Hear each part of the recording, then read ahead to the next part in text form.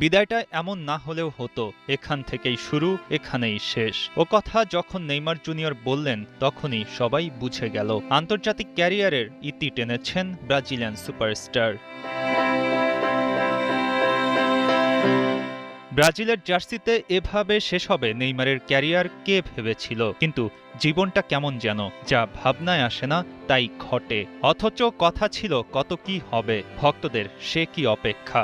চোখ জুড়িয়ে দেখবেন নেইমার জুনিয়রের খেলা। যেখান থেকে শুরু সেখানেই শেষ। মেটলাইফ স্টেডিয়ামে আগস্টের 10 তারিখ 2010 সালে অভিষেক হয় নেইমারের। আর সেখানেই বিশ্বকাপের ম্যাচে নরওয়ের বিপক্ষে খেলে শেষ হলো তার আন্তর্জাতিক জার্নি। দলের হয়ে গোল করেছেন নেইমার, পেনাল্টিতে সেই গোল যেন রূপ নিল বিষাদে। একেবারে শেষ মুহূর্তে নেইমারের ওই গোলে 2-1 ব্যবধানে হেরে যায় ব্রাজিল। এই নেইমারের জন্য কত অপেক্ষায় ছিলেন ভক্তরা। লম্বা সময়ের ইনজুরি থেকে ফেরা, প্রথমে ক্লাব, এরপর জাতীয় দলের জন্য অপেক্ষা।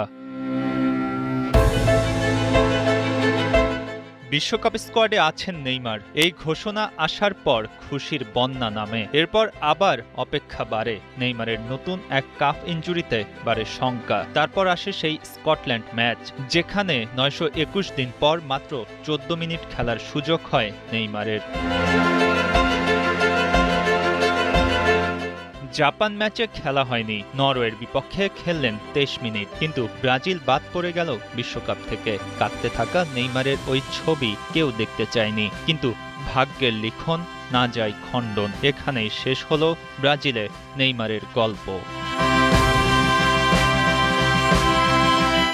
ব্রাজিলের জার্সিতে 130 ম্যাচ খেলে 80 গোল করেছেন নেইমার, যেখানে 33টি ছিল অফিসিয়াল কম্পিটিশনে।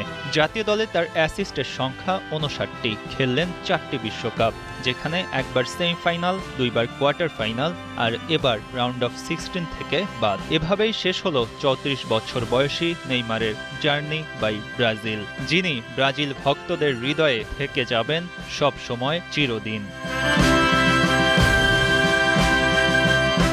মঈন হাসান, ৭১।